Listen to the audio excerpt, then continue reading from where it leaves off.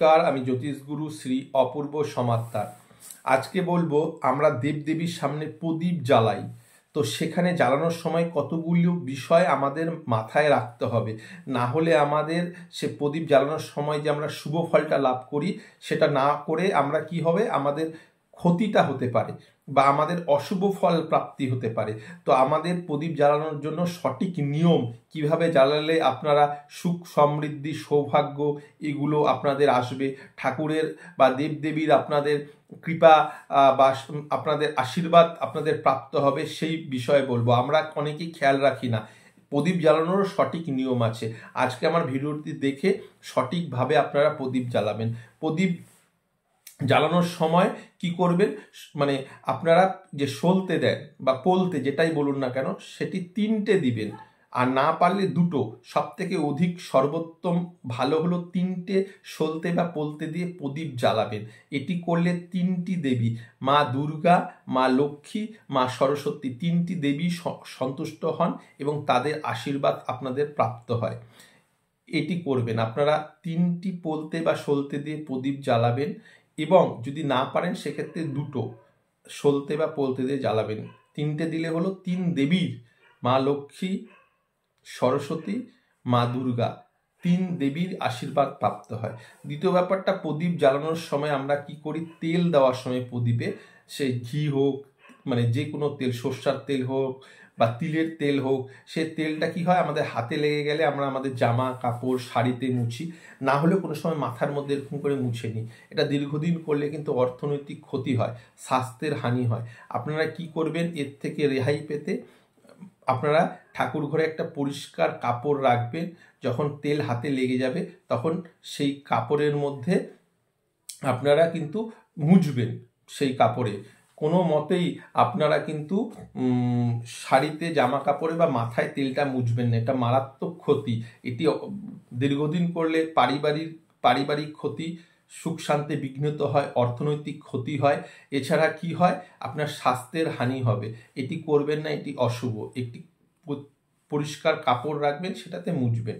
এছাড়া কি করবেন, সবসময় শুদ্ধ দেশি ঘিয়ের প্রদীপ জ্বালালে সব থেকে সৌভাগ্য সমৃদ্ধি ছোঁয়া লাগে সেই পরিবারের মধ্যে। সবসময় ঘিয়ের প্রদীপ জ্বালানোর চেষ্টা করবেন, না হলেও তেলের প্রদীপ ভালো।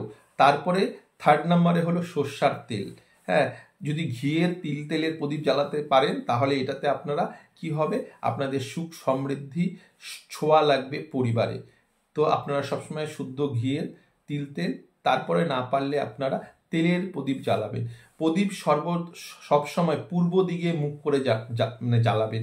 আপনার ঠাকুর ঘর যদি উত্তর পূর্ব ঈশান কোণেও হয়, তাও কি করবেন, আপনার পূর্ব দিকে প্রদীপের মুখটা রাখবেন সবসময়। তাহলে এটা আপনার ক্ষেত্রে খুব ভালো, কারণ পূর্ব দিকটাতে কি হয়, সূর্য ওঠে, পূর্ব দিকটাতে সূর্য ওঠে এবং পূর্ব দিকের উদ্দেশ্যে যদি আপনারা প্রদীপ রাখতে পারেন, এটি হলো শুভ। মুখটা হলো পূর্ব দিকে রাখবেন প্রদীপের, এবং প্রদীপের নিচে শুধু প্রদীপ অনেকে এমনি জ্বালায়, কিন্তু প্রদীপ শুধু এমনি জ্বালাবেন না, তার নিচে কোনো কাগজ হোক বা কোনো কিছু হোক নিচে দিবেন, বা কোনো গাছের পাতা হোক, হ্যাঁ, বা কোনো কারণে কোনো ফুল হোক, সেটা দিয়ে তারপর উপরে প্রদীপটা পূর্ব দিকে মুখ করে জ্বালাবেন।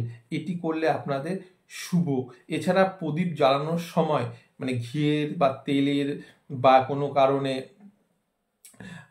যদি মনে করেন সর্ষার তেলের প্রদীপ জ্বালান, সেই ক্ষেত্রে আপনারা কি করবেন, সেই যে প্রদীপ রয়েছে তার মাঝখানটাতে একটু যদি পারেন কালো তিল অখণ্ড, সেটা দিতে পারলে ভালো। এটি করলে আপনাদের যে নেগেটিভ এনার্জি, বাড়ির যে একটা অশুভ শক্তি, সেটা দূর হবে। তো আজকে আমি যেই কয়েকটা নিয়ম বললাম প্রদীপ জ্বালানোর জন্য, সঠিক নিয়ম সঠিক উপায়, এভাবে করলে কিন্তু আপনাদের প্রদীপ যে জ্বালাচ্ছেন সেটা কার্যকারী হবে এবং প্রদীপের শুভ ফল পাবেন। বিশেষ করে অনেককেই দেখা গেছে প্রদীপ জ্বালানোর সময় তেলটা হাতের মধ্যে লেগে গেলে তারা কাপড় চোপড়, নিজেদের শাড়ি মাথায় মুছে দেয়। এটা মারাত্মক ভুল।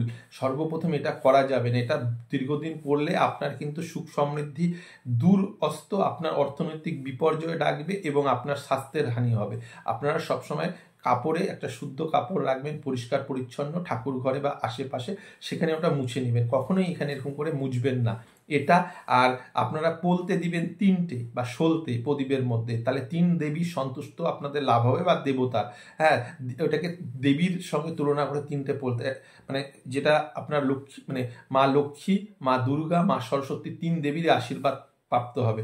যদি 3টা না পারেন তাহলে 2টো জ্বালাবেন, শুধু মানে একটি দিয়ে করবে না, 2টো জ্বালান। কিন্তু বেশিরভাগ মানুষরা কিন্তু সেখানে 3টে সলতে বা পলতে দিলে খুব ভালো হয়, 3 দেবীরই আশীর্বাদ পাওয়া যায়।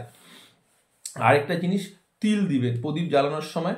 সেই তেলের মানে যে তেলটা রাখা হয় জায়গাটাতে, ওখানে কিছু অখণ্ড তিল দিবেন। এতে নেগেটিভিটি দূর হবে, শত্রু থাকলে দূর হবে, রোগ জ্বালা শোক দূর হবে। এই জিনিসটি করবেন। পূর্ব দিকে মুখ করে প্রদীপ জ্বালাবেন। শুধু প্রদীপ এমনি জ্বালাবেন না, তার নিচে ফুল হোক, কোনো গাছের পাতা হোক, একটু কাগজ হোক, তুলো হোক দিয়ে তার নিচে তারপর প্রদীপটা জ্বালাবেন। এটি হলো প্রদীপ জ্বালানোর সঠিক নিয়ম। এটি করতে পারলে আপনাদের গুড লাক ইনহ্যান্স হবে, বৃদ্ধি হবে, এবং আপনাদের খারাপ যে নেগেটিভিটিটা সেটা দূরে চলে যাবে। এবং এই সঠিক নিয়মে করলে তবেই আপনারা সুফল লাভ করবেন। তো নমস্কার, আমি জ্যোতিষগুরু শ্রী অপূর্ব সমাদ্দার। আমার ইউটিউব চ্যানেলের নাম হলো সৌভাগ্য বার্তা। আপনাদের ভিডিওটি ভালো লাগলে লাইক, কমেন্ট, শেয়ার করুন এবং চ্যানেলটিকে সাবস্ক্রাইব করে দিন। ভালো থাকবেন।